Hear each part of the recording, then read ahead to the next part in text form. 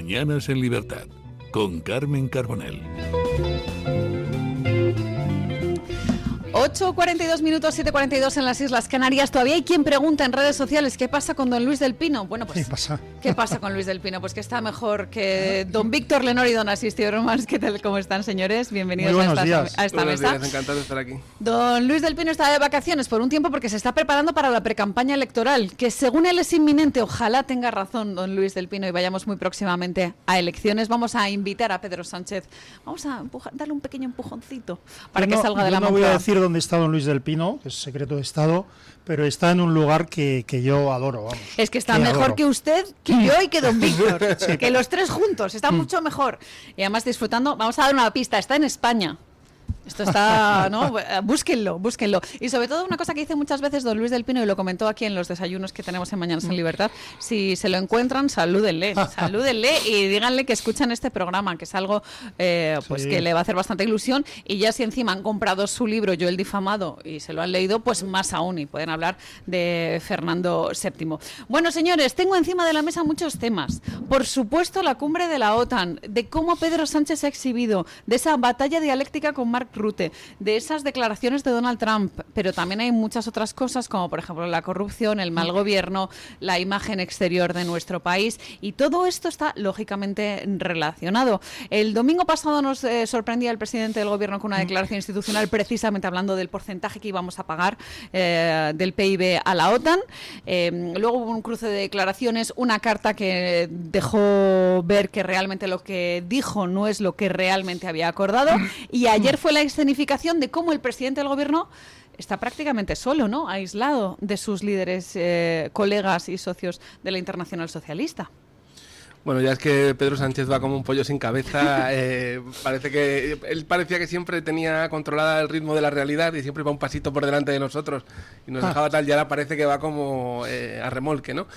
Pero más que Pedro Sánchez, que ya para mí es un personaje patético, a mí y que lo único que discutimos es si va a durar 3 meses, si va a durar 6 o 12, lo que me interesa es hablar un poco de la sustancia de la OTAN. Estaba leyendo a Javier Bilbao, que es la persona que suele escribir de geopolítica en los domingos en la Gaceta de la Iberosfera, en el suplemento de ideas que dirige Hughes, y estaba diciendo que estamos en una situación ridícula, ¿no? Porque si todos los países todos los países europeos o miembros de la OTAN estamos pagando el 5%, que podríamos organizar nuestra propia defensa. Para eso no necesitamos someternos a Donald Trump. Más que si Pedro Sánchez ha mentido o no ha mentido, hay que pensar un poco en qué modelo queremos para la defensa europea. ¿Queremos una OTAN propia? ¿Queremos seguir en la OTAN y qué le pedimos? ¿O necesita España crear otros espacios, por ejemplo, un espacio de defensa de la hispanidad, ¿no? Que sería una cosa bastante razonable y deseable? Y toda esta oleada soberanista que hay en Europa, lo que quieres es tener el máximo control que dependa de tu país. ¿Cómo encajamos la OTAN en eso, no? Porque la mayoría de los presidentes, por ejemplo, de Patriots, son atlantistas, pero eso tiene unos costes para la soberanía y hay que ver en qué punto queremos quedarnos. Y creo que eso es lo interesante de la cumbre de este. Claro, pero es curioso porque antes de entrar en la sustancia, o sea, yo venía pensando una cosa peculiar, los mismos motivos que llevaban a muchos progres de derechas, que les llamo yo, a decir, pues ahora que se fastidie Donald Trump, hay que oponerse a Donald Trump. ¿Cómo vamos a oponernos a Donald Trump? Pues organizando la defensa nosotros mismos, aumentando el presupuesto. Entonces resulta que los mismos que decían esto ahora dicen, no vamos a hacer caso a Donald Trump, que nos pide que llevemos al 5%. Quiero decir, el maniqueísmo que se ha instalado como único elemento de interpretación en la vida política, al menos entre la gente, es brutal, porque la gente está esperando a que alguien les diga por qué es malo o por qué es bueno que Estados Unidos haya bombardeado las instalaciones nucleares de Irán.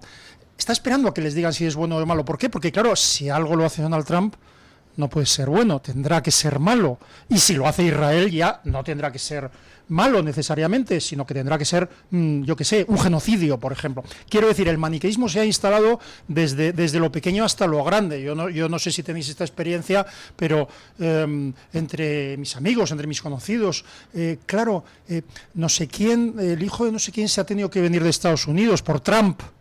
Y entonces dices, por Trump, no, porque se le ha acabado la visa de 3 años de la empresa, y lo mismo que le ha pasado al hijo de nuestro amigo Pepe, que se tuvo que venir el año pasado, ahora se ha tenido que venir y lo mismo que no le ha pasado a mi hijo, por ejemplo, porque porque se le ha renovado por motivos profesionales. Quiero decir que ya no, el análisis que dice Víctor no es que no se entre en él, sino que ya se ha instalado el sentimentalismo, el sentimiento como forma de funcionar en política internacional, en política nacional y en todo, ¿no? Eso es mi introducción, pero ha sido tan larga que casi lo dejo ahí. Esto que dices es muy real. En muchas cuentas de Maga está circulando un meme que es Barack Obama hablando de la inmigración ilegal, con un discurso durísimo. Claro. Si no te ponen la foto de Barack Obama y dicen, ¿quién ha dicho esto y qué opinas? Diría, no, esto lo ha dicho Trump y es un nazi, un tal, un no sé qué. Claro. No, lo ha dicho Barack Obama. Y Bill Clinton presumía de ser el que más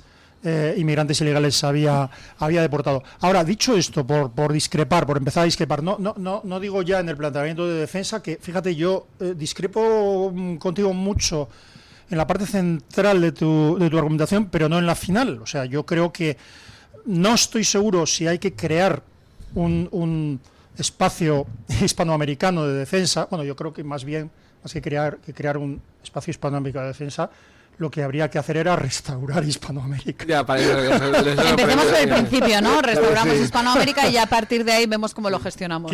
Bien, pero dicho esto, yo más bien creo que habría que integrar la defensa hispanoamericana, por llamarle así, en la defensa occidental. Pero dicho esto, yo creo que Pedro Sánchez está cumpliendo los objetivos que se planteaba en la cumbre. Yo sí lo pienso. Que esté quedando como lo que es decir, como un mentiroso compulsivo, como alguien que no habla, ¿no? Imposta, finge.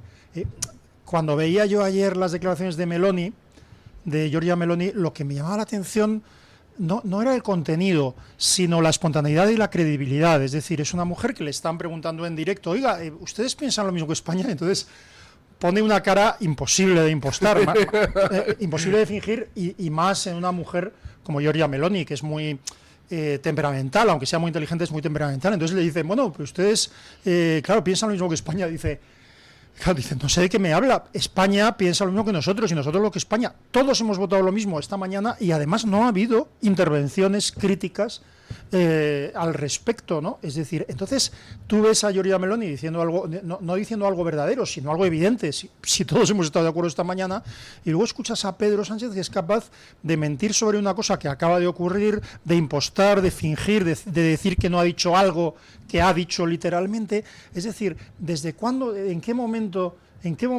el voto popular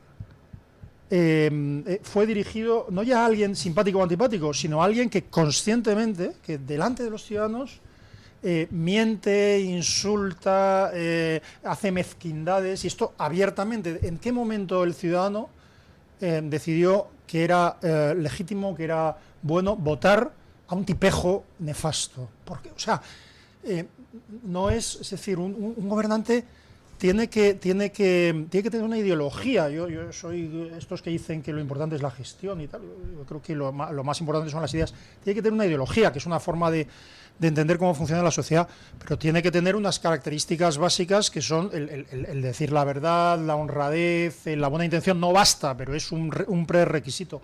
En este país se acabó. O sea, al Partido Social, a los votantes socialistas, no solo, pero el votante socialista es plenamente consciente de que Pedro Sánchez y el PSOE es capaz de indultar y favorecer a criminales, a los peores criminales, a los que han cometido los peores delitos, tanto de asesinato como de golpe de Estado, siempre para fomentar el gobierno de los propios y no el de la derecha y la ultraderecha, ¿no? Es gravísimo, pero me estoy yendo, perdón, de la... No, pero está perfecto. Está pero y sobre todo que tiene mucha relación con cómo cala en la sociedad todos estos casos que continuamente les contamos aquí, todos esos escándalos de corrupción, y cómo realmente Pedro Sánchez gobierna para sí mismo y para esos socios que mencionaba don Asís Timmermans, que son los filoterroristas, los golpistas, etcétera, etcétera, ¿no? Esas medidas específicas para su bienestar, para perpetuarse en el poder y conseguir contentar a todos sus socios, que es algo muy Pero complejo. yo creo que le ha salido bien. No sé si estáis de acuerdo. Le ha salido bien, me refiero a que a él el crédito internacional es verdad que ha sido ridiculizado más allá de lo que estaba previsto, ha sido descolocado, pero él lo que quería era venir a España y con la situación maniquea, que la opinión maniquea que hay en España, izquierda-derecha, que es que Trump es malo, Israel es malo, los otros son buenos, con esa situación maniquea poder venir y decir, yo me he centrado a Donald Trump. La rueda de prensa de Trump de ayer, o las dos respuestas de Trump de ayer, atacando, digamos, la posición del gobierno español, son alimento para Pedro Sánchez. Está encantado con esa... Pero fíjese, yo no estoy del todo de acuerdo porque en cuanto a sus socios naturales, que son tanto Podemos como Yolanda Díaz, ayer vimos una sesión de control, un pleno bastante movidito, sobre todo con ese cruce de declaraciones respecto al tema militar, por cómo piensa Podemos, cómo actúa Yolanda Díaz, a la que se le gritó directamente cómplice, ¿no? Cómplice de las dos cosas, la corrupción de Pedro Sánchez a través de todos estos nexos y sobre todo cómplice del gasto que se va a hacer en materia militar. Hay que reconocerle a Pedro Sánchez que es bastante complicado la situación en la que está, teniendo que contentar a tantos socios, a ese soporte tan heterogéneo, ¿no? Porque es que en según qué materias, pues, en fin, es complicado. Y el de la defensa, el gasto militar, es uno de ellos, ¿no? Hombre, lo que le ayuda a Pedro Sánchez es que los socios, aunque sean muy heterogéneos y muy criticones, están tan aferrados a los sillones que sabes que van a tragar con lo que les ponga. Tiene que ser una cosa muy gorda para que ellos pongan en riesgo su posición en el gobierno. Entonces va a ser una guerra más dialéctica que real, ¿no? ¿Quién va a retirarle el apoyo a Pedro Sánchez? En el caso de los que tienen sillón, están defendiendo el sillón. Los que no tienen sillón están optando a ocuparlo.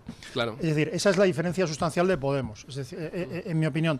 Puede haber otras cuestiones, porque en realidad Pablo Iglesias, el peor, lejos de ser un tipo popular, es un miembro de la casta, es un tipo que departe fundamentalmente con millonarios como Roures y maneja grandes cantidades de dinero. Pero bueno, dicho esto, Yolanda siempre iba a decir, no, ya, pero es que iba a decir Yolanda Sánchez. Pero, es que viene a ser lo mismo, pero, viene a ser lo mismo, sí. Ya, pero no, o sea, que atribuirlo a mi edad, pero iba a decir Yolanda Sánchez. Yolanda estaba buscando una buena posición en el Partido Socialista o ser un satélite del Partido Socialista o algo así, es decir, y mantenerse así. Es decir, Yolanda quiere un puesto en el gobierno, Podemos no. Podemos quiere el puesto fundamental en la oposición. O sea, a Podemos ya le vale eso. Podemos prefiere un grupo parlamentario o un número de parlamentarios de 15, de 20, de 30, conseguirlo en una oposición, eso le vale muchísimo más que estar ahí, digamos, y está luchando por eso, está luchando por esa oposición, ¿no? Incluso por el viejo proyecto de Pablo Iglesias, inviable, que era sustituir al Partido Socialista, hasta tal punto que la estructura del partido, al menos nominalmente, la copió del Partido Socialista, porque el Pablo Iglesias quería ser Pablo Iglesias, quería convertirse Pero bueno, inviable por sus propios deméritos, porque no es inviable, digamos, existencialmente. Él tuvo una oportunidad de sorpaso que la desaprovechó porque es una persona muy egocéntrica y con muy poco empática y que no sabe conectar con los... Pero, claro, una persona, o sea, no puedes ser presidente de un país si eres incapaz de coger la rojigualda y relacionarte con ella de manera natural, con el nombre de tu país, con tal. Y han sido sus propias incapacidades las que han hecho que no aprovechara el momento para sorpasar al PSOE. Eso está bien visto, pero claro, ¿qué puede hacer fracasar a una persona, como has dicho, ególatra y poco empática? Sí. ¿Quién puede hacer fracasar a una persona así? Una persona más ególatra y más poco empática, es decir, Pedro Sánchez. Pero no solo creo yo que no solo ha triunfado Pedro Sánchez, ha triunfado por esas características de psicópata y de tipo sin escrúpulos, sino porque decidió desde el principio sustituir a Podemos. ¿Sustituirle en qué? Sustituirle en los planteamientos populistas que ha instalado en la vida política española y en las fuentes de financiación y en las conexiones internacionales. Hace muchos años en un seminario, yo esto lo he contado muchas veces, será porque no sé, siempre cuento las mismas cosas, ya me dicen mis hijos. en un seminario privado que dirigía Alejo Vidal Cuadras, ya en el Pleistoceno, hace 15-20 años, en tiempos de Zapatero, cuando era presidente Zapatero, cuando era presidente Zapatero, o sea, se pueden imaginar cuándo, un diplomático nos decía con preocupación que se empezaba a hablar en Washington del eje Caracas-Habana-Madrid. Lo decía, hombre, ¿sabes? Sonaba casi a broma. Dice, pero se empieza a hablar de eso. Pues ahí lo tenemos. Ahora no es una broma. O sea, estamos hablando de unas sospechas fundadas de que el narcotráfico, es decir, Maduro, el narcotráfico habría podido financiar la campaña de Pedro Sánchez para hacerse con la Internacional socialista. Estamos hablando en fin, Maybor Petit tendría mucho que contar sobre estas relaciones. Estamos hablando de que el PSOE en gran parte sustituyó a Podemos. Cuando nació Podemos, acordaos que aquello parecía, ¿cómo le llamaban? La venganza del PSP. Es decir, los negocios sucios con Venezuela, los negocios sucios con el narcotráfico y con la dictadura, estaban monopolizados por los antiguos miembros del PSP. Es decir, Raúl Morodo, condenado por ello junto a su hijo, José Bono, ministro de Defensa, que se perdió unos días en Venezuela haciendo negocios, vete a saber con quién, etcétera, etcétera, ¿no? Entonces, ¿qué ocurre? Que en tiempo de Zapatero se une a eso y sustituye esa incursión del narcotráfico, del narcorrégimen en España que constituía Podemos. De repente se dan cuenta de que no necesitan un partido pequeño, sino que pueden contar con el mayor partido de la izquierda, con el Partido Socialista Obrero Español. Y Delcy y Maduro y toda esa Venezuela de la que se burlaba Pablo Iglesias. No, ya me vais a criticar porque que si Venezuela, todo eso es hoy Pedro Sánchez.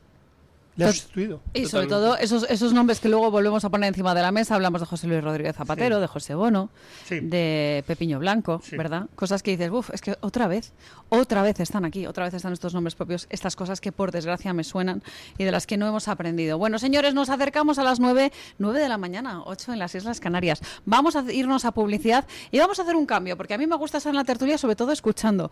Va a venir mi compañero Eric Gutiérrez a moderar esta mesa, la de Mañanas en Libertad. Les voy a dejar en la mejor compañía, lógicamente, con don Víctor Lenore y con Asís Timmermans, porque a veces ocurre que se nos juntan compromisos profesionales, personales, etcétera, etcétera. Señores, siguen en la mejor sintonía, por supuesto, con la mejor información y opinión, así que por favor, no cambien de dial, no cambien de canal, porque aquí continúa Mañanas en Libertad. El Toro TV también es Radio Libertad.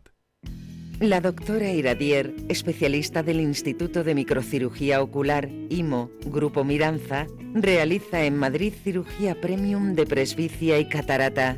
Si desea eliminar sus gafas de vista cansada o nota que con la edad pierde visión, la doctora Iradier le realizará el tratamiento para recuperar la agudeza visual y nitidez de la juventud, con la mejor lente intraocular y la técnica más segura y eficaz. Doctora Iradier en IMO, Grupo Miranza. Teléfono 910-783-783. Calle Valle de Pinares Llanos 3, Mirasierra, Madrid.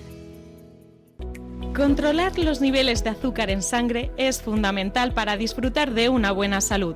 Con el innovador glucómetro sin pinchazo de Protege tu Vida, obtendrás en pocos segundos el resultado de la prueba que harás sin agujas, sin dolor y sin extraer sangre del dedo. Llama ahora e infórmate en el 900-730101. Consulta las condiciones especiales que tendrás por ser oyente de Radio Libertad. 900-730101.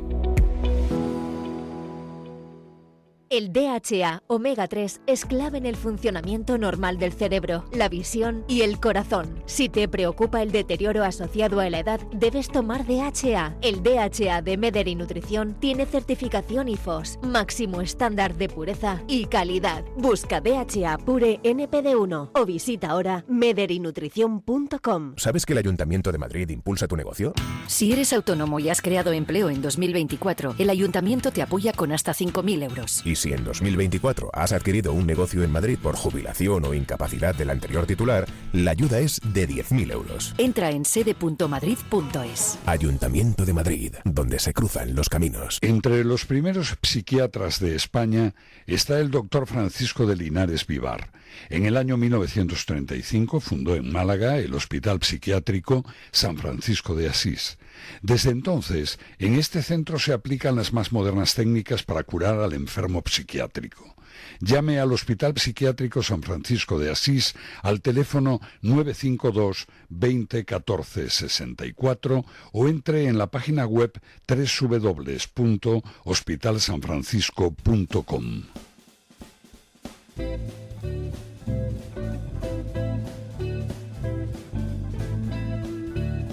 Mañanas en Libertad.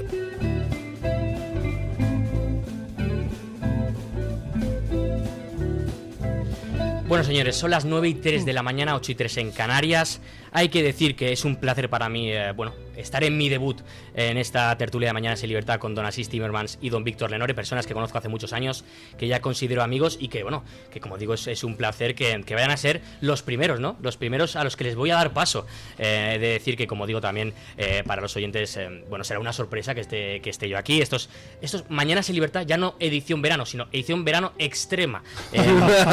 Yo tengo que decir que una parte de mí tenía miedo que el señor Pedro Sánchez ayer convocase elecciones, que me tocase a mí hacer la tertulia de unas nuevas elecciones, pero otra parte de mí decía, y lo bonito que sería que Pedro Sánchez dijese, oye, hasta aquí. Pero bueno, evidentemente no. Entonces hablaremos evidentemente de Pedro Sánchez, de otros temas también los trataremos, pero sí que quiero seguir con esa cumbre de la OTAN, porque ha dejado muchas cosas, ¿no? Yo creo que tenemos todos claro que era uno el punto clave de esta semana, aunque hay tantas cosas que es que a Pedro Sánchez le asolan tantas cosas que un día es una cosa y el día siguiente es otra, o ya va por horas directamente. Pero sí quería poner el foco en esa imagen, ¿no? Siempre se dice que una imagen vale más que 1000 palabras. Esa imagen de la soledad de Pedro Sánchez en la foto de los miembros de la OTAN, como cuando doña Carmen decía que bueno, que siempre se ha jactado de esas buenas relaciones, de ese lo bueno internacionalmente que ha sido, ¿no? De que a veces se hablaba de que iba a ser el presidente, ¿no? de la Internacional Socialista y que bueno, de todo un poco, pero esa imagen bueno, dejó... solo es. Sí, no, pero digo que se hablaba de que iba a ser tal y que después iba a ser el presidente de la Comisión Europea y bueno, que siempre se ha hablado, ¿no? Siempre, y de la OTAN. Sí, de la OTAN, de absolutamente todo menos de España, porque sabemos que España la tiene relegada al ostracismo. Pero sí quería hablar de esa imagen. No sé cómo la vieron, si creen que es importante ver cómo lo dejan ahí a un margen o creen simplemente que es una anécdota. A mí me ha gustado mucho la comparación que ha hecho Asís con Giorgia Meloni, ¿no? Uh-huh. O sea, hace 2 o 3 años Giorgia Meloni era una fascista que había roto el consenso europeo y que le hacemos cordón sanitario o simplemente pasamos de ella y tal. Ahora es una líder, un referente total en Europa por su naturalidad, por la fiabilidad de sus palabras, tal. Y Pedro Sánchez estaba justo en el extremo contrario, ¿no? Sí. Yo quiero ser el presidente de la OTAN, soy la resistencia frente a esta ola de extrema derecha, los valores occidentales, tal. Y como en 2 o 3 años la tortilla se da la vuelta de una forma tan completa, afortunadamente para bien, ¿no? Sí, para reconocer los méritos de los líderes que tienen solidez y apartar a los que tal. Y esa imagen yo creo que sí que es otro punto más en este cambio de papeles. Y además en esto, mi querido Juan Carlos Girauta decía ayer, en un tuit decía Giorgia Meloni algo así como se ríe o se mofa de Pedro Sánchez, y ponía las declaraciones de Giorgia Meloni.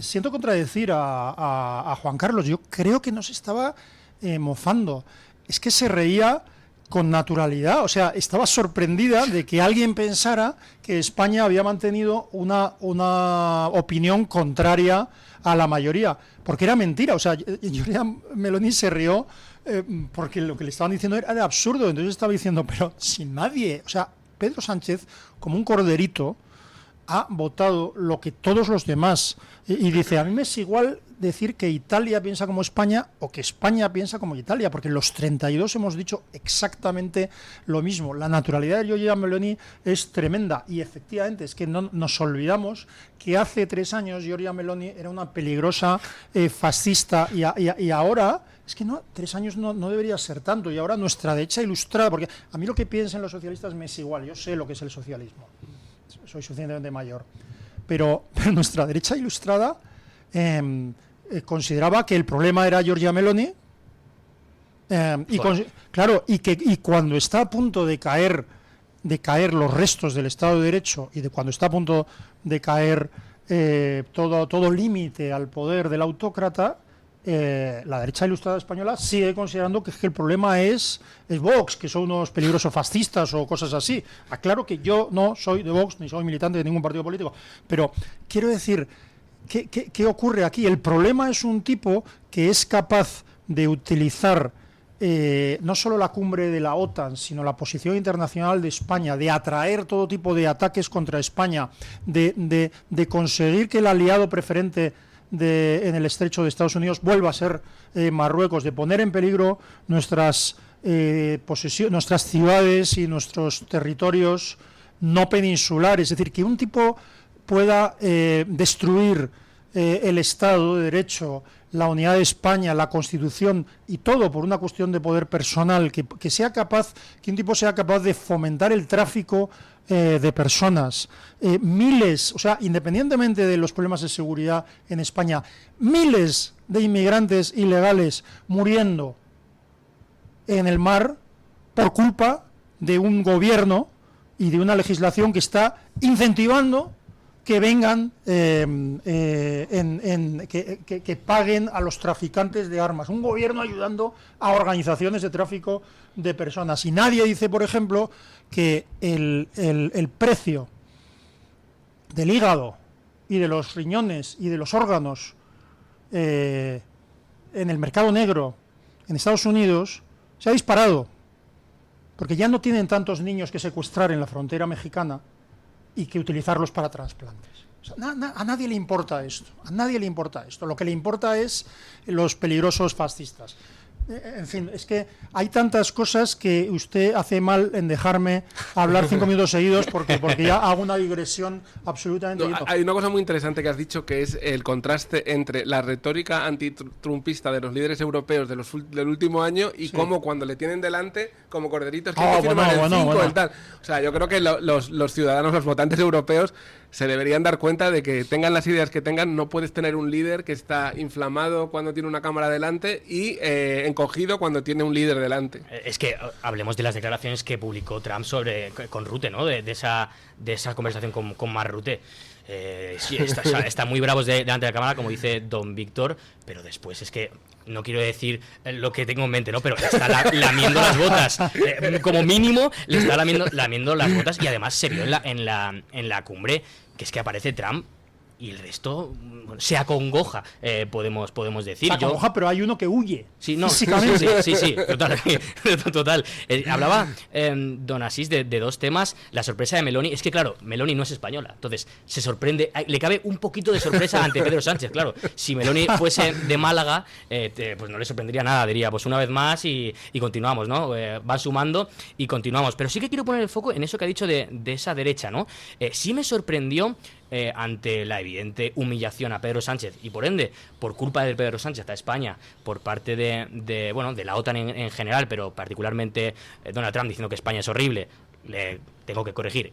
Pedro Sánchez es horrible, España es tremenda, aunque es verdad que sí que dice que conoce mucha gente. Luego lo corrige, exactamente. Sí. Pero sí que me sorprendió ese comunicado que saca el PP diciendo que no apoya a Pedro Sánchez, pero tampoco apoya a Donald Trump. Quiero decir, yo puedo entender que tú tengas políticas diferentes a Donald Trump, no voy a decir que no, cada uno puede pensar lo que quiera, pero en el día en el que Pedro Sánchez, delante de todo el mundo, deja a España a la altura del betún y demuestra que está poniendo, que está humillando a España constantemente, salir tú, no directamente, pero sí indirectamente, y ser salir tú a ponerle prácticamente el escudo contra Trump, yo creo que igual no era el día, ¿no? Os vomitaré de mi boca porque no sois fríos ni calientes, ni tibios.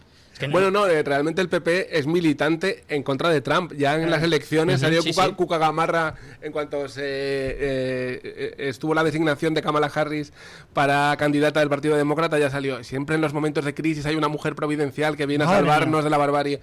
Pues es que son muy militantes. O sea, estarán encantados con la elección como candidato del Partido Demócrata para la alcaldía de Nueva York de un musulmán comunista y radical para la alcaldía de Nueva York, que es una cosa maravillosa. Esto, Eso no es un peligro para ellos. El peligro es la ultraderecha, según... No, eso es lo que busca en la novela de Hulbeck, Sumisión, sí. que es de una lectura muy aconsejable. Lo que pasa es que aconsejo que se lea cuanto antes porque en vez de ser una ficción va a aparecer dentro de poco una descripción de actualidad, ¿no? Zoran Mamdani se llama, ¿no? Zoran Mamdani, Sí, el ¿no? alcalde No, islamo-izquierdista y además muy contrario a... Él formó parte del movimiento de desfinanciar a la policía después de Black Lives Matter, o sea, un cuadro total. Yo quiero comentar algo de la novela de Houellebecq, que es muy central y muy interesante, yo creo que para entender muchos conflictos de ahora. Mucha gente la entendió como algo racista, ¿no? Como que Houellebecq menospreciaba a los musulmanes, pero es una novela admirativa con los musulmanes. Él lo que dice en la novela es: los musulmanes están siendo fieles a su religión, a su patria, a sus costumbres, y nosotros estamos despreciando la cultura europea. Nos van a comer porque ellos respetan su cultura, a veces de formas muy cuestionables, pero ellos tienen un respeto por su cultura y su tradición, y nosotros la estamos despreciando, y eso es lo que hace que nos vayan a comer el continente y se vayan a quedar nuestra casa. Y creo que si no entendemos eso, no vamos a entender nada de los problemas que hay. Y aunque no era central de la novela, la colaboración de la izquierda. Sí, claro, sí. En esa cosa que no es nueva, es decir, desde, yo perdón por mi francés, for my French, Roger Garaudi, No está mal. Je ne parle pas français, mais j'ai étudié français. Bueno, Roger Garaudi. Se me sublevan. Que quiero decir que ese apoyo de la izquierda al islamismo y esa alianza con el islamismo no solo es antigua, sino que yo recuerdo a Santiago Carrillo. ¿Recuerdan a Santiago Carrillo ustedes? Yo recuerdo a Santiago Carrillo explicar, y Santiago Carrillo no era precisamente un gran teórico, explicar la necesaria alianza de la izquierda con el islamismo por tener un enemigo común, que era el capitalismo o Estados Unidos. Don Víctor habla de esa calificación de racismo cuando se habla de cualquier cosa con los musulmanes. Yo creo que ya no solo a nivel político, sino en sociedad, cualquier cosa que se critique de los musulmanes o de ciertos sectores que se califica de racismo, en nada, ¿no? Yo creo que la izquierda ha vendido ese relato que en parte se ha comprado y creo que se está dejando de comprar. Bueno, la victoria de Trump y de diferentes líderes en Europa creo que lo demuestra, pero que es un relato que se compró durante mucho tiempo y que prácticamente eran intocables, ¿no? O sea, si criticabas a la religión, si criticabas a una persona, ni siquiera, o sea, ya no solo por la religión, sino si criticabas a una persona individual, te calificaban de racista. Yo creo que por suerte eso parece que se está, a pesar de que la izquierda sigue empeñada en ello, por ejemplo con las políticas migratorias y demás, parece que se está dando la vuelta, o por lo menos eso quiero creer, ¿no? Pero ojo que la izquierda tiene un límite también. No sé si habéis visto esta noticia de Hernani. No, señor, la izquierda no tiene límites. Sí, Locuras no, don Víctor, locuras no. Perdón, Víctor. No sé si habéis visto esto de Hernani, que en las celebraciones de San Juan han acabado a brechales enfrentándose a migrantes que estaban armando follón al grito de Gora Eta. Porque dentro del abertzalismo hay mucho respeto a sus tradiciones, tal. Entonces, cuando ven que realmente se va a disolver eso por la oleada migratoria, pues es algo que es evidente, pues se crean unas tensiones y acaban gritándoles Gora Eta en la cara. O sea, el haber reprimido tanto, el reconocer el problema puede hacer que explote por la izquierda de forma más violenta de lo que ha pasado. Pero lo que usted planteaba, perdone, porque vamos, yo soy el primero que me voy por los cerros de Úbeda. Lo que usted planteaba es esa tremenda equidistancia. Por ejemplo, del Partido Popular en este caso, pero repito, yo creo que de la opinión maniquea que se ha instalado en la sociedad española. Es decir, uno puede pensar lo que quiera de la política exterior norteamericana. Es bueno conocerla. Sí, claro. Es bueno conocerla. Para saber cuáles son los términos. Sí, lo que quiero decir es que yo todavía cuando sale cualquier tema de política exterior en que tenga algo que ver Estados Unidos, todavía todo el argumento que le oigo a la derecha ilustrada es la reunión entre Trump y Zelensky. Es que siguen viviendo de esa reunión y eso no es más que un elemento de maniqueísmo, de polarización en una discusión que evita entrar en tal. Bueno, pero dicho esto, se sigue la derecha ilustrada, y no digamos la izquierda, pero la derecha ilustrada española se considera equidistante entre Estados Unidos y China, por ejemplo. Bueno, es que prácticamente en Europa, Claro. O sea, ya no la española, la europea. Es decir, uno puede tener la idea que quiera sobre la política atlántica o atlantista, sobre Estados Unidos o sobre las alianzas de España. Yo conozco lo que piensa don Víctor Leonore, yo creo que tendríamos discrepancias importantes y coincidencias importantes y yo le escucharía con mucha atención. Pero no es lo mismo el intento, el proceso de conquista por parte de China, de Occidente, no es lo mismo que los Estados Unidos. No, claro. No es lo mismo. O sea, es decir, yo no quiero que los Estados Unidos tengan el monopolio, están lejos, muy lejos de tenerlo, al revés. Yo no quiero que los Estados Unidos tengan el monopolio de las tierras raras, ¿verdad? Pero si Estados Unidos tiene el monopolio de las tierras raras, será mucho mejor para el mundo que si ese monopolio lo tiene China. No estoy estableciendo, quiero decir, categorías morales, pero será mucho mejor. Entonces, la equidistancia no es un paso. O sea, el decir que nosotros somos parte de Occidente, que Estados Unidos es un aliado y sigue siendo un aliado de Occidente, etcétera, etcétera, no es someternos a una visión del mundo, que puede ser la norteamericana o la anglosajona, con la cual podemos tener discrepancias. La equidistancia en esto es terrible, y yo he escuchado a la derecha española, bueno, a muchos de la derecha española,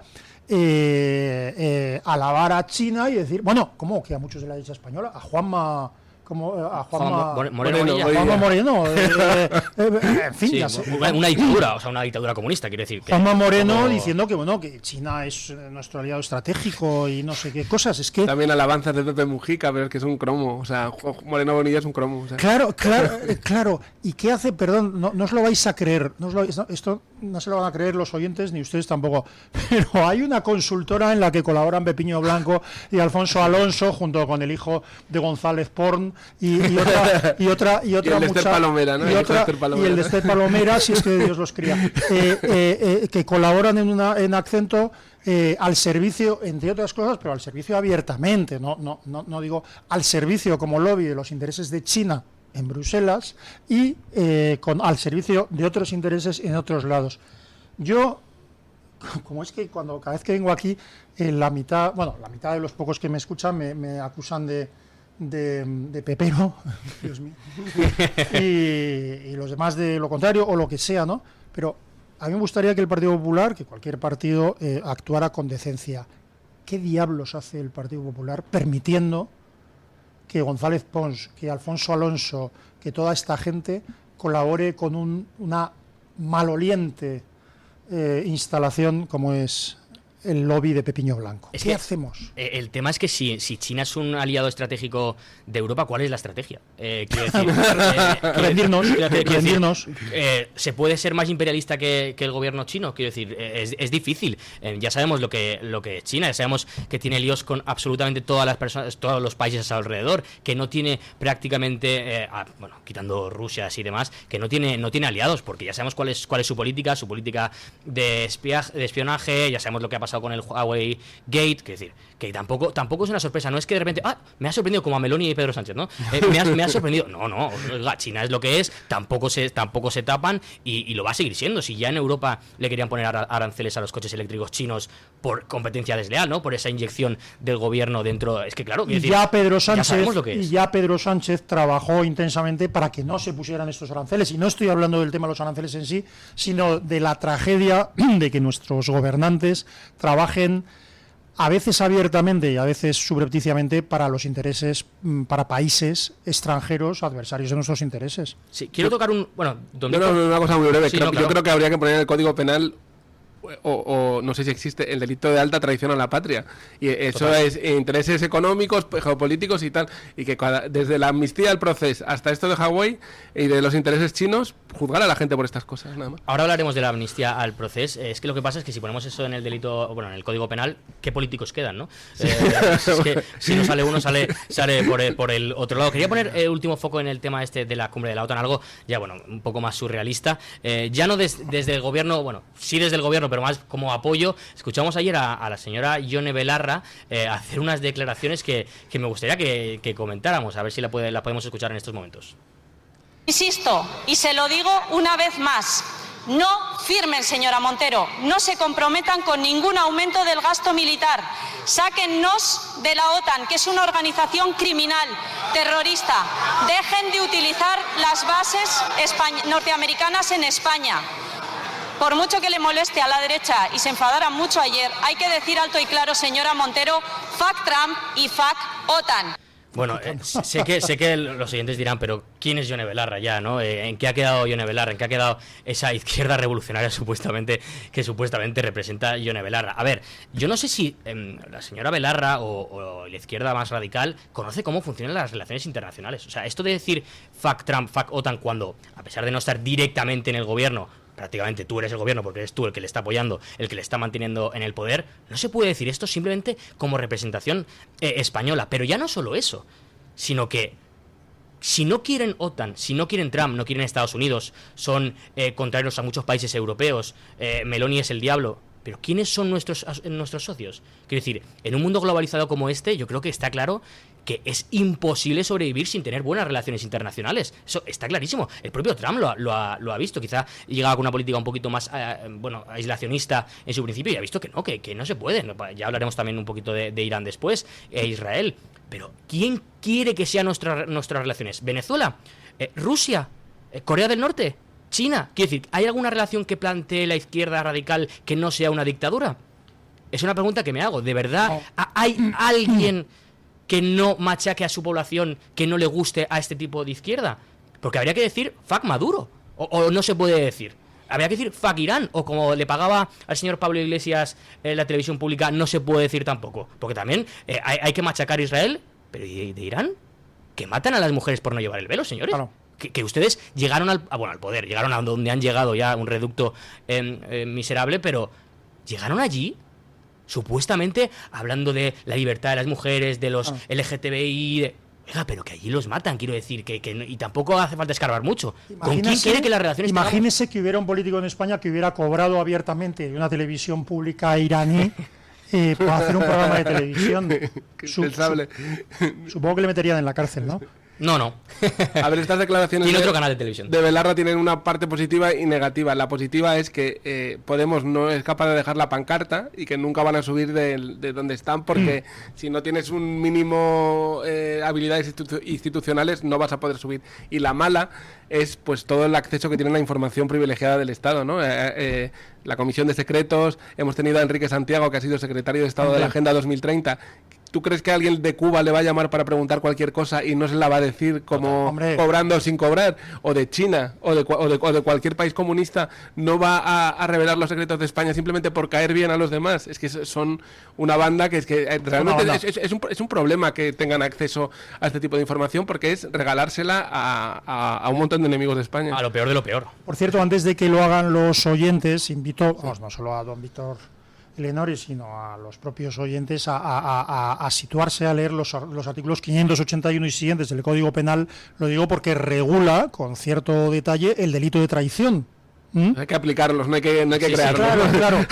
Pero lo que quiero decir es que a veces es bueno leer el Código Penal y a veces lo único que falta es decir, bueno, pero ¿por qué describen a Pedro Sánchez y no ponen su nombre directamente? O sea, quiero decir... Ya Pepiño. Madre mía. Había hecho usted una cosa ahora mismo que ya se me ha ido del... Lo de Enrique Santiago y los secretos estos que regalan. Es tremendo. Lo que pasa es que las cosas tienen consecuencias. Cuando surgió Podemos, yo tenía muchas discusiones y muchas peleas con un tipo que ahora que no está aquí, voy a aprovechar que no está aquí para que era... ¿Quién será? Don Luis del Pino. No lo conozco, ¿no? En fin, ahora podemos decir lo que queramos. ¿Qué hacemos con tanta libertad? No, porque don Luis del Pino yo creo que tiene dos defectos. Uno que es muy inteligente. Me va a meter usted en un problema. Ya, era mi intención. Uno que es muy inteligente y entonces que hace deducciones lógicas, lo cual, claro, es decir, no es garantía de acierto, y menos en política. Y lo segundo es que tiene un cierto optimismo y que piensa que las personas van a dejarse a actuar de acuerdo con sus intereses políticos y personales y no de acuerdo a otros sentimientos peores como el odio, como los traumas infantiles o personales, etcétera. Entonces, Pablo Iglesias es un tipo, como decía Víctor, ¿no? Es decir, que pudo tener una oportunidad de capitalizar ese descontento con la corrupción y en el que había caído la izquierda española, pero le podía su antiespañolismo, le podía sus traumas personales, le podía una serie de gravísimas circunstancias de la izquierda española que han determinado no solo la historia de la izquierda, sino la historia de España. O sea, es decir, es verdad que España es tan fuerte que cuesta destruirla, pero esas cosas tienen sus límites. Las cosas sagradas no son cosas indestructibles. Bueno, no sé si esta afirmación es del todo correcta, usted me perdona, pero quiero decir que se está destruyendo España, y lo está destruyendo una generación de políticos que, como usted dice, tienen alergia a envolverse en la bandera española, alergia que se ha transmitido intencionadamente a gran parte de la población. Esa alergia a la bandera española no es lo importante, pero es un síntoma de algo mucho más grave, que es esa idea de que lo nuestro siempre es peor, que la historia de España es una historia mala, cuando es una historia extraordinaria, con sus luces y sombras como todo, y que no tenemos ni capacidad ni futuro, ¿no? Y entonces, pues, en ese panorama, pues abrazamos religiones laicas y religiones absurdas como el globalismo, como el salvemos el planeta, antes eran salvemos las focas o las ballenas, es decir, tal, ¿no? Y eso hay que volver. Yo no sabía hasta hace unos años que era patriota, sí. O sea, que era patriota o que me sentía patriota, porque claro, cuando uno viene un poco de las ideas liberales tiende a relativizar la idea de patria, pero es que la patria y el derecho son patrimonio de los más vulnerables. Es decir, los ricos pueden permitirse no tener derecho porque pueden conseguir sus objetivos sin el amparo del derecho, ¿no? No necesitan decir hay jueces en Berlín, no. Pueden conseguirlo por otro lado sin los jueces, y cuando uno va a los desfiles militares, yo no sé si ustedes, bueno, yo ya han crecido, pero yo cuando tenía hijos pequeños siempre había alguno que me decía, papá, vamos al desfile, y yo digo, Dios mío, ahora ir al desfile de las Fuerzas Armadas, ¿no? Y cuando iba allí, aparte de que lo disfrutaba siempre mucho, y mis hijos lo disfrutaban, veía a un montón de gente muy humilde, y en general de hispanoamericanos, que se emocionaban ante el paso de los soldados españoles. La patria es un patrimonio de los más débiles, y son los privilegiados los que quieren robar la patria a los más débiles. Esto que dices, Asís, hay una frase famosa del falangista Ramiro Ledesma, que dice, solo los ricos pueden permitirse no tener patria. Sí. Es una frase que ha citado Santiago Abascal, creo que en el Congreso, pero que también ha citado Íñigo Errejón, ¿no? Porque él viene del peronismo y tal, y yo creo que cuando dos líderes tan distintos como Errejón y Abascal se dan cuenta de que esta frase es central, es porque tiene mucha verdad. Claro. Bueno, tengo que poner aquí fin a esta parte de la tertulia, así que decir que, bueno, Errejón, ¿en qué estrella estará? ¿En qué estrella estará? Creo que mi amigo era Luca Constantini, acaba de sacar un libro publicando un libro sobre... Sí, sobre Errejón. Bueno, yo creo que está absolutamente en el ostracismo y que se quede ahí durante mucho tiempo, a no ser que la justicia lo acabe condenando por aquello que salió en su momento, y que Yolanda Díaz, por cierto, encubrió, que esto se habla poco, mucho apoyo de mujeres, pero aquello se encubrió. Es que, perdona, no te interrumpo más, pero es que hay que decirle a la izquierda militante lo que es. La izquierda encubre los abusos sexuales, la izquierda es profundamente sexista, y la izquierda es profundamente racista.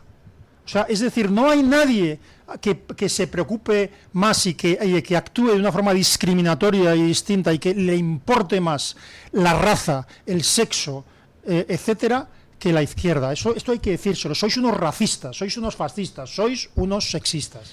Pues hasta aquí esta parte, hacemos una pequeña pausa publicitaria, y a la vuelta vamos a hablar de algunos racistas de los que se habla a veces poco, de la ley de amnistía. Pausa publicitaria y volvemos en nada. El Toro TV también es Radio Libertad. Soy Germán Terch, de Vox y de Patriotas por Europa. El 26 y 27 de junio celebramos en el NH Ventas de Madrid la 4ª cumbre de la Iberosfera. Líderes patriotas, soberanistas y conservadores de Europa y América exponen la batalla por la libertad, la soberanía, nación y civilización. Por tanto, contra el socialismo y crimen organizado. La entrada es libre. Atención, amantes de la música, no te pierdas el gran concierto del maestro Ramón Torrelledó, la Sinfonía número 40 de Mozart y el concierto para piano número 3 de Beethoven. Dos joyas inmortales, con la fuerza única de Torrelledó y la pianista Rosa Torres Pardo, Premio Nacional de Música. Sábado 28 de junio en la Sala Sinfónica del Auditorio Nacional. Entradas ya a la venta en tiendas y web del Corte Inglés. No te lo pierdas. Luis del Pino, Alba Vila, Javier Horcajo y José Javier Esparza son Radio Libertad. Si una persona sale de un punto A por un camino difícil y otra sale de un punto B por un camino más cómodo, ¿se encontrarán? Acompañamos a personas en situación vulnerable desde la infancia hasta el final de su vida. Porque nosotros no creemos en las coincidencias, creemos en las oportunidades. Fundación La Caixa. Solo es progreso si progresamos todos. La doctora Margarita Esteban, especialista en medicina estética, llega a Madrid con el revolucionario tratamiento de Endolit para un rejuvenecimiento facial sin necesidad de lifting facial y quirófano. Gracias a esta tecnología láser podrás lucir un aspecto mejorado, eliminando ojeras, papada o eliminando la flacidez facial en una sola sesión y sin necesidad de recuperación. Visita a la doctora Margarita Esteban en la clínica Sandra Oliveira en Antonio de Maura 7, El Retiro, o agendando tu cita médica en el 689-707-317. Conéctate y vive la libertad en tu radio. El restaurante El Torreón está de moda. Vende copas a la cima del Monte del Pardo. O disfruta platos como la auténtica carne picaña brasileña. Y los mejores pescados y carnes como el lomo de buey auténtico. Cocina abierta de 11 de la mañana a 1 de la noche. Disfruta de su famosa paella con langosta y sus 7 amplísimos salones climatizados. Grandes vinos y licores. Parque infantil, gran parking. Restaurante El Torreón. Naturaleza a 10 minutos de Madrid. Reservas en restauranteeltorreón.com.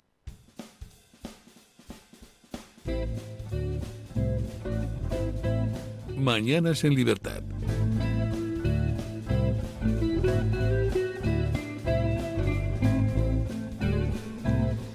Volvemos de la publicidad para seguir con la tertulia, pero antes tengo que hacerles una última llamada, porque Ramón Torrelledo y Rosa Torres Pardo, la pianista, estarán en el Auditorio Nacional. Solo quedan 2 días para vivir un concierto inolvidable. El próximo sábado a las 12 de la mañana en el Auditorio Nacional, como les digo, Mozart y Beethoven con Ramón Torrelledo a la batuta y la gran Rosa Torres Pardo en el piano. Única fecha y un programa irrepetible. Entradas ahora con una promoción muy especial y por tiempo limitado. Entren en la web de entradas del Corte Inglés o acérquense a cualquiera de sus tiendas en Madrid, porque les aseguro que va a ser un concierto espectacular. Ya saben que esta es prácticamente su última oportunidad para comprarlos, porque va a ser este próximo sábado. Y hablando de últimas oportunidades, cómo no, vamos con otro de los temas del día, ¿no? Cómo la mayoría izquierdista ayer del Constitucional aprobó esa amnistía para lo peor de lo peor, que comentaba antes don Víctor, ¿no? Decía que hay que poner en el Código Penal, lo matizaba don Asís, esa traición a España. Que más traición que dar un golpe de Estado, quiero decir, tampoco se puede ir mucho más allá, bueno, sacar los tanques, pero tampoco los tenían, entonces, si no los hubiesen sacado, pero qué más traición que eso, ¿no? Al final veremos qué acaba pasando. Muchas personas, ¿no? Personalidades de la derecha quieren que los magistrados conservadores no se presenten para que no haya un quórum, para que no se lleve a cabo finalmente esta ley de amnistía. No sé cómo ustedes lo ven, no sé si verían bien esa no presencia de los magistrados, don Víctor. Totalmente, yo no sé que cuando ellos juran el cargo, los magistrados, no sé si tienen que jurar defender España o algo así, pero vamos, cualquier fórmula mínimamente, o cuando les dan el cargo no sé qué tipo de juramento tienen que hacer, pero el mínimo sentido del deber ya te debería decir que cualquier paso o cualquier tolerancia con la mutilación de la integridad territorial debe crear algún tipo de resistencia. Y yo creo que es muy importante entender, porque ahora se habla mucho de corrupción, llevamos semanas hablando de corrupción, que las peores cosas que ha hecho el sanchismo son todas legales. O sea, que lo de las prostitutas, las comisiones y tal, son cosas gravísimas, pero no tan graves como las cosas que han hecho legalmente. Y una de ellas, la más grave, es no simplemente la pasividad ante el proceso, sino las recompensas, porque les han estado recompensando todo el rato, y este gobierno de coalición se basa en, a cambio del apoyo, darles lo que ellos pidan, ¿no? Entonces la corrupción más grave del sanchismo se ha hecho legalmente. Esto lo decía mucho una compañera nuestra de aquí, Carmen Álvarez Vela, que la peor corrupción es esa, ¿no? Que esto un poco, yo lo he repetido mucho, ¿no? Lo típico de Thomas de Quincy, ¿no? Pero es verdad, o sea, es decir, esto de que, en fin, en Thomas de Quincy, el asesinato considerado como unas bellas artes, pues explicaba cuando le acusaban al autor de ser partidario del asesinato, decía, no, yo no soy partidario del asesinato, entre otras cosas, el asesinato no me parece bien, porque claro, uno empieza asesinando, luego luego atenta contra la propiedad, para a continuación faltar a sus deberes religiosos, decir palabras malsonantes y ser y no cumplir con las normas de etiqueta, ¿no? Pero Sánchez empezó con la peor corrupción, es decir, acordar el poder y los votos a cambio de indultos, de amnistías y de incluso redactar el Código Penal por parte o con colaboración de los propios infractores del Código Penal. Es la peor corrupción que puede haber. Yo, respecto al Constitucional, no estoy seguro de si técnicamente sería posible en el día de hoy, porque hoy es la votación. No sé si técnicamente sería posible, pero yo lo intentaría, que los magistrados, en fin, decentes, los que no son partidarios de esa teoría del uso alternativo del derecho, que... Uso alternativo, ¿eh? Sí, esto cuando yo era joven y guapo, o sea, nosotros... Cuando estudiábamos... Ayer, don Asís. Yo estudié Derecho entre el 84 y el 89, que fue una época muy interesante para estudiarlo. La teoría alternativa del uso alternativo del derecho se planteaba, y de hecho era una cosa que, claro, que permitía utilizar las normas jurídicas para conseguir el fin que tú quisieras, ¿no? Claro, al final, cuando esto se instala, lo que se consigue es que el fin que quieres es servir a tu señorito. O sea, Cándido Conde Gómez, ya digo... Es que son tantos. Son lo mismo. Son tantos, pero son tan poco. Sí. No está sirviendo al progresismo, no está sirviendo a las ideas de progreso, no está sirviendo al problema catalán, nada. Todo esto, como diría Bruce Willis, ¿no? Esto era todo por la pasta.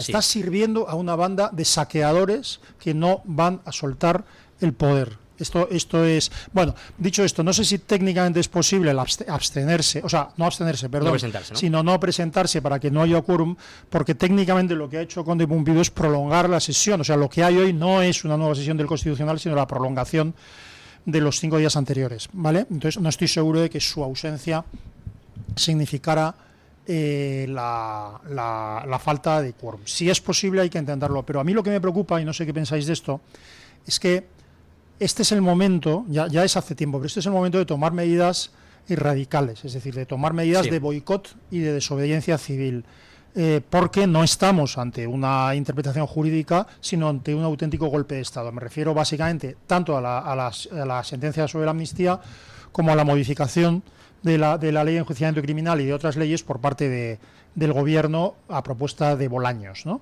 Es decir, ante esto hay que tomar medidas radicales, medidas de boicot y de desobediencia civil, asumiendo las consecuencias personales que tenga ese boicot y esa desobediencia civil.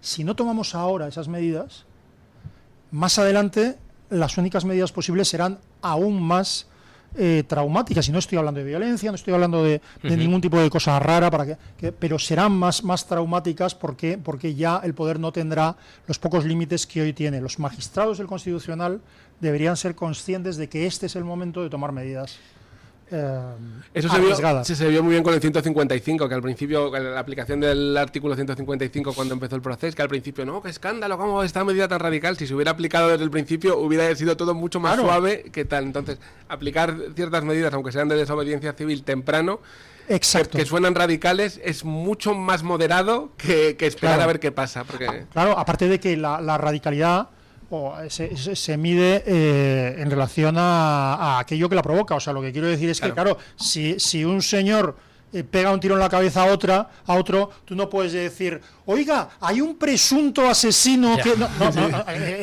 Es decir, la medida proporcional en ese momento es agarrar ¿cómo se llama? La bombona para apagar incendios y arrearle un golpe en la cabeza al que tiene una pistola. Bueno, pues ahora mismo hace falta medidas de boicot que eviten que el golpe de Estado se consolide. Pero es que hay que tomar medidas radicales, porque ¿qué más radical hay que darle la amnistía a quien quisieron romper el país del que le da la amnistía? Quiero decir, ya hemos llegado a un punto que mucha gente tiene claro que hay que tomar este tipo de medidas. Lo que yo no entiendo es por qué hay un sector que cree que no, que hay que seguir la senda de España, la senda de la Constitución, presentarse a aquella reunión de presidentes de las autonomías. Eso Víctor lo sabe mejor, y porque tiene una explicación sociológica probablemente. Es que yo sinceramente me encantaría, a veces lo pienso, que se sentase el señor Alberto Núñez Feijóo, sentarlo aquí y decir, oiga, pero por favor, explíqueme esto? Porque no lo entiendo. ¿Por qué no van a por todas a por Pedro Sánchez? A ver, yo creo que esto, con la sumisión, digamos, a los separatistas vascos y catalanes, hay una explicación económica, que es que los centros de poder económico en España son Madrid, Cataluña y el País Vasco. El poder económico de Madrid ya está con la derecha. Entonces, lo que tienen que hacer es ganarse a los otros dos y abandonar el resto de España, que es una traición. Iván Redondo está escribiendo estos artículos en La Vanguardia con la teoría esta maravillosa del, ¿cómo se llama? Reencuentro total, ¿no? Y lo que quiere es poner España al servicio de la burguesía catalana y vasca. Bueno, y es lo que un poco ya está, o sea, un poco ya estamos en eso. Pero ponerla ya legalmente, como con un marco teórico que sirva a Pedro Sánchez como para volver a venderse como una persona que es la leche, vender a Pedro Sánchez como la persona que ha vuelto a reunir España y ha creado un espacio de concordia. Es un delirio absoluto, ¿no? Como de los osos amorosos, hacer parecer que la persona que más daño ha hecho a España en los últimos años es El Salvador, ¿no? Pero, por eso le pagan tanto a Iván Redondo, porque estas fábulas... claro, lenonianas o como no sé cómo llamarlas. Completamente. Lo que pasa es que a mí ya no me preocupa tanto la motivación de la izquierda como la motivación de la derecha para no darse cuenta de lo radical y de lo peligroso de la situación. Yo llevo pensando mucho tiempo que de alguna manera la derecha española, yo a veces hablo de derecha catolicona, y no lo digo con ningún tono de desprecio, sino que yo pienso que hay algo en la tradición católica, a lo mejor es otra cosa, a lo mejor es la tradición incluso franquista de un régimen en el que hubo una paz social muy importante y mucha seguridad. No sé muy bien exactamente qué es, pero hay una resistencia por parte de la derecha española tradicional a pensar, a creer, a aceptar que el poder político puede actuar en contra de la salud, de la vida, de los intereses de los ciudadanos, ¿no? Hay como una resistencia a pensar que decisiones que tomó, por ejemplo, Pedro Sánchez con Iván Redondo, famoso virólogo, durante la pandemia, estaban destinadas a aumentar su poder político o a lanzar a Illa como candidato o a destruir a Ayuso a una costa de que se perdieran más vidas humanas. Hay una resistencia de la derecha en aceptar que el presidente del gobierno pueda ser un psicópata. Yo he tenido alguna discusión con mis amigos sobre esto. Pueda ser el jefe de una banda de ladrones. El otro día tuve con un amigo mío de apellido con resonancias en el mundo político de la transición,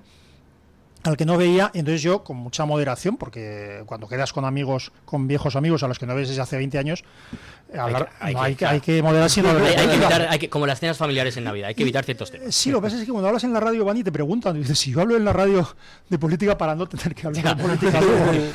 Y entonces, no sé qué decían, claro, ¿cómo Pedro Sánchez? Y entonces yo dije, con mucha moderación, yo dije, bueno, Pedro Sánchez hay que entender que viene de un entorno de proxenetismo. O sea, no dije su proxeneta, no dije su putero, vino un entorno de descripción bastante... Hombre, no todo el mundo se casa con la contable y heredera de un grupo de prostíbulos, no todo el mundo conquista o reconquista el partido con un gran consumidor de prostitución como es Ábalos, con dos prácticamente, con otro gran consumidor de prostitución que es Santos Cerdán, que además es íntimo amigo y colaborador del portero de un puticlub, que es...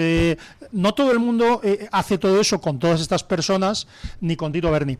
Y entonces, claro, yo dije... claro, porque Sánchez viene de un entorno de proxenetismo y entonces se me echó, ¿cómo eres capaz de decir tal cosa? Hay alguna resistencia en la derecha española a reconocer que hay una situación radical. Clara Campoamor, en el libro que publicó en el año 36 desde París, o sea, fue corriendo a París, escribió un libro en agosto del 36 que publicó creo que lo escribió en septiembre y lo publicó en noviembre del 36. Y entonces Clara Campoamor, que ahora la izquierda reivindica, reprochaba a la derecha española del 36, sobre todo entre febrero y julio, reprochaba que no se hubieran opuesto con más vehemencia, ¿no? Con más vehemencia y con fuerza a los brutales atropellos, injurias, tal, de la izquierda, del PSOE, del Partido Comunista, etcétera, ¿no? Y de alguna manera entendía que no haberse opuesto a esa conducta de la izquierda española fue causa de que luego la oposición tomara forma de golpe de Estado fallido etcétera, ¿no? Sí. Pues mutatis mutandis, un poquito está pasando. Si el diagnóstico es que hay un proceso golpista de desmontaje de la Constitución y de autocracia y de eliminar los controles al poder político, ¿a qué vamos a esperar? ¿A que ya no se pueda hablar porque te cierren las emisoras, a que te detengan por la calle por decir lo que sea, a que te persiga Hacienda, a que un fiscal general del Estado proporcione tus datos personales para destruirte, a que te saquen el CNI o la policía te saque fotos de tu vida privada para que tú no puedas expresar opiniones políticas? ¿A qué vamos a esperar? Esto es el PSOE. No, exactamente. Entonces, esa es mi pregunta. ¿A qué está esperando el PP? Yo tengo más o menos una teoría, ¿no?, que he comentado alguna vez con algún amigo, de por qué el PP no va por todas, ¿no? Deja como un poquito hacer. No sé si ellos creen que con estos 2 años que quedan, no sé, don Víctor, qué pensará, con estos 2 años que quedan, quizás el deterioro absoluto del PSOE pueda llegar a provocar conseguir 176 escaños y no tener que, en su cabeza, depender de Vox para llegar al poder. No sé si es eso lo que creen, no sé si es eso lo que... Bueno, que lo que quieren más o menos sí que lo tengo claro. Pero no sé si lo creen, y esa ilusión de que va a poder pasar y que van a conseguir 176 diputados y que no van a depender de nadie. No sé cómo la ve don Víctor y si cree que es lo que está intentando el PP, porque si no, yo sinceramente no le encuentro otra explicación. Bueno, yo creo que el PP tiene un largo complejo que viene de la dictadura, de ser herederos de eso, y que no está en su sangre. Han tenido que ponerse, digamos, reinventarse tanto y decir, no, vamos a dar otro golpe de Estado, que seguramente no estaba ni siquiera en su sangre, que está moderación, y al final la sangre se les ha aguado, yo diría, ¿no? Esto que decías de la Iglesia, bueno, si pensamos en la Iglesia como parte del conservadurismo español, en los últimos... En los últimos meses se han sabido dos noticias.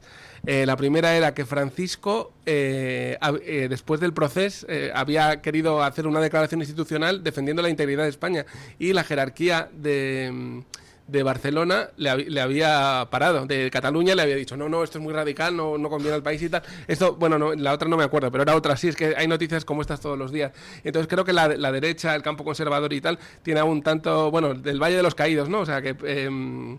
Ahora León XIV ha reconocido un montón de mártires de la Guerra Civil, y parece que la Iglesia Católica, eso, en vez de darle publicidad, lo que hace es intentar ponerle sordina, ¿no? Y es como tenemos un campo conservador derechista que tiene ese complejo ya de una cosa del siglo XX, y eso es muy importante porque ha creado una ruptura con la gente joven. Si tú ahora ves las intenciones de voto, como no tienen ese complejo los jóvenes, no les llamaría ni derechistas, los jóvenes patriotas de ahora ven al PP y dicen, pero ¿esto qué es? Entonces, pues naturalmente se van o a Vox o al partido de Alvise, los que sean más frikis y tal, pero no solo le está costando hacer un ridículo casi constante en la actualidad, sino que le está costando la reconexión con las nuevas generaciones. Sí, lo que pasa es que, claro, de verdad, yo tengo... Me gustaría vivir en un país un poco normal, pero es que no vivimos en un país normal políticamente. Salga de España, entonces. Sí, hombre, es verdad que hay problemas parecidos, algunos problemas parecidos en el mundo, pero lo que quiero decir es que me gustaría que los partidos políticos fueran básicamente honrados, que hubiera unos sistemas que nos permitieran no ya elegir, que es lo menos importante, sino controlar a los diputados que hemos elegido. Es decir, que ese es el sentido de la elección por distritos de diputados. Decía Borges, o escribió Borges, mejor dicho, descreo de la democracia, ese curioso abuso de la estadística. ¿Por qué? Porque la democracia no consiste solo en que gobierne la mayoría, sino que se pueda controlar al poder político, y para eso tiene que tener cara, nombre, apellidos y poder hablar con él. Bueno, pero...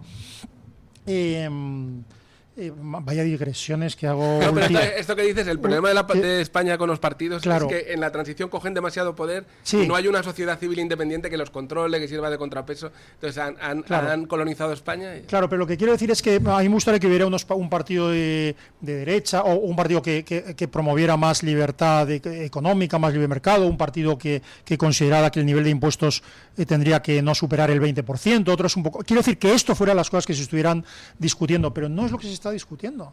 Es decir, ahora mismo en la situación es gravísima. Tenemos a un partido político que no solo constituye, que es el Partido Socialista, que no solo constituye aparentemente una banda organizada para el saqueo de España, sino que además pacta abiertamente con los enemigos de España, con personas que han dado golpe de Estado, con asesinos, con asesinos. No me cansaré de decirlo. O sea, Bildu sí. no es un grupo asesino, pero ha presentado en las últimas elecciones municipales a 9 asesinos y a 90 militantes de ETA. Quiero decir, esta es la situación. Entonces, el PP, ¿a qué juega? Yo he votado en alguna ocasión al PP y yo me podría plantear que un partido con ideas liberales me representara, pero es que hay que defender a España, hay que defender las instituciones, la ley, el Estado de Derecho, hay que defender estas cosas. ¿A qué juega el PP? Yo quiero que haya si no ese partido, que haya otro, que se disuelvan, que hagan lo que quieran, pero no quiero un Partido Popular, por ejemplo, que vote a favor de sancionar gravemente a los que exploren si una persona que se cree trans tiene un problema psicológico verdaderamente derivado de acoso o de traumas personales. Y esto es lo que votó ayer el Partido Popular, que está en manos en gran parte de la ideología woke. Me gustaría, por el bien del Partido Popular y de España, que abandonaran esta ideología. Yo no sé a qué juega el PP, pero es verdad que está perdiendo a los jóvenes. Quiero decir, todas las encuestas lo muestran, que el partido que más se votaría si hubiese unas elecciones en estos próximos días, imaginemos, ¿no? Entre 18 y 45 años sería Vox. Teniendo en cuenta que, por ejemplo, una encuesta de Sociométrica del lunes le daría 43 escaños a Vox. Estamos hablando que de esos 43 escaños, ¿cuántos son jóvenes? Entonces, los jóvenes van a crecer y las ideas no creo que vayan a cambiar. Pero bueno, dejamos aquí el apartado de tertulia y vamos a otra sección que a mí me encanta, porque a veces me toca hacerla, y en este caso a mi compañero don Guillermo le toca. Vamos con los oyentes, porque hoy preguntábamos una cosa muy interesante, ¿no? En la libre encuesta. No es porque la haya propuesto yo, no es porque haya propuesto yo la libre encuesta, pero era muy interesante. Es una de las secciones más interesantes de este programa. Cordial saludo a nuestros contertulios, don Hola, Asís, Guillermo, gracias. don Víctor, porque se le da voz, ¿no? a los oyentes, y se les permite participar también de los temas que se tratan aquí en esta mesa. Ya lo hemos dicho muchas veces, en ese chat de YouTube se arma como la tertulia alterna, ¿no? Ellos van también comentando los temas que se comentan aquí en esta mesa. Bueno, la pregunta es la siguiente: ¿tiene miedo de la amenaza de Trump a la economía española si no paga el 5% del PIB en defensa? Primero, permitamos que nuestros contertulios respondan. Hay 4 opciones. Sí, Trump no va de farol. Sí, es nuestra obligación como miembros de la OTAN. No, es un show político. Y no, Sánchez es más listo. Pues yo diría que no, porque no hay que tener miedo en general de las cosas, sino Claro. pensar cuál va a ser tu reacción. Sí. Es que yo diría, no tengo miedo, quiero que sancionen a España, no de esa manera. O sea, quiero decir, los que no, fíjate que eso es muy discutible, pero los que estaban a favor del boicot a Sudáfrica cuando existía el apartheid eran antipatriotas y querían... o sea, quiero decir, el problema es que este gobierno, el representante del antiespañolismo, el que más ataca a los intereses españoles, es el gobierno de Pedro Sánchez. Esta es la triste y terrible realidad. ¿Y qué han dicho los oyentes? Los oyentes han tenido la oportunidad de responder en nuestra cuenta de Twitter, también en nuestro YouTube, en el chat en directo, también en el apartado de publicaciones, pero tenemos un comentario de Alfonso Caro, porque recordemos que al inicio del programa Carmen decía, a mí me sorprendería que alguna persona votara por la última opción, ¿no? Por la de no, Sánchez es más listo, que de hecho le causa bastante gracia a Víctor Leneno. Y pues Alfonso Caro Torres dice, entiendo que la última opción es una ironía, por ello voté. Claro, el tema es más listo que quién. Claro, que Trump no, pero que Trump igual alguno en el Partido Socialista habrá más tonto que Sánchez. Ahora, yo sigo pensando que el enfrentamiento de Sánchez con Donald Trump es muy malo para España, pero es lo que busca Sánchez, esa imagen de, sí, yo estoy de acuerdo, de Cid campeador, es lo que le da votos, ayuda a amarrar a la izquierda y le crea simpatías en todos los espectros ideológicos en España. Esto me permite seguir con los resultados. Bueno, el 51% dice que sí, que Trump no va de farol. El 25% dice que sí, que es nuestra obligación como miembros de la OTAN, parte de ese selecto grupo. El 19% dice no, es un show político. Y el 5%... bastante alto me parece, dice no, Sánchez es más listo, pero buena pregunta, ¿no? ¿Más listo que quién? Sí, más listo que quién. Pues no sé si tenemos algún otro comentario que nos han dejado en redes sociales sobre el tema. Claro que Guillermo. sí, tenemos varios comentarios. Paco nos dice, no creo que cumpla su amenaza. Trump ya ha demostrado que varias veces amaga, pero no da. Fabindi nos dice, va a castigar duramente a toda España. porque va a castigar duramente a toda Europa porque España no pague el 5%. Bueno, yo hablaría con Feijóo, que nos salvará del malvado Trump. Entiéndase la ironía. Sí. Una pelea, ¿no? Tanto que está de moda las veladas últimamente de famosos, ¿no? Trump contra Feijóo. Bueno, no sé, yo dialécticamente sí que tengo claro quién ganaría. A puños tengo alguna duda. Es que, pero Feijóo, o sea, señor Feijóo, no es lo mismo, no hay equidistancia entre Trump y Sánchez. No, claro. En absoluto. Borja, Majo, no hay un PSOE bueno. No lo hay. Sí, exactamente. José Manuel también escribe: Sánchez y el PSOE demuestran en cada decisión que su afán es perjudicar a España. Hablando de que no hay un PSOE bueno, pues también llegan comentarios en esa dirección. En publicaciones de YouTube nos escribe Rosa Blanca y nos dice: nada puede ser peor que tener a Sánchez en Moncloa. O sea, que de las cosas que pueda hacer Trump, digamos, las represalias que puede tomar, nada puede ser peor que tener a Sánchez en Moncloa. Dejarlo ahí, yo creo que puede ser la peor represalia. Yo creo que con este comentario está muy bien para acabar la tertulia, que quede claro que no hay nada que sea peor que Pedro Sánchez en Moncloa. Esperemos que pronto podamos decir que ya no está. Esperemos que no sea en 2027, que sea en 2025 y como mínimo 2026. Muchas gracias a don Víctor Lenore y a don Asís Timmermans por haber estado aquí en Mañanas en Libertad y encima en mi debut. Ya saben que para mí es un absoluto honor estar dirigiendo esta tertulia y que estén ustedes aquí. Y como no, también a mi compañero don Guillermo, pues que últimamente no estamos, o sea, normalmente no estamos en estos puestos, somos más de redacción, más colegio de redacción, pero hoy pues estamos aquí en primera plana, ¿no? En edición verano premium. Hay muchos comentarios dándole la enhorabuena a don Eric por muchas su gracias. participación aquí. Muchas gracias. Seguramente se ha mentido lo que dice don Guillermo, pero hasta aquí esta tertulia. Ponemos punto final como siempre con Paco Linares. Saludos cordiales. Buenos días. Gracias. 2 veces vino Estados Unidos en ayuda de Europa.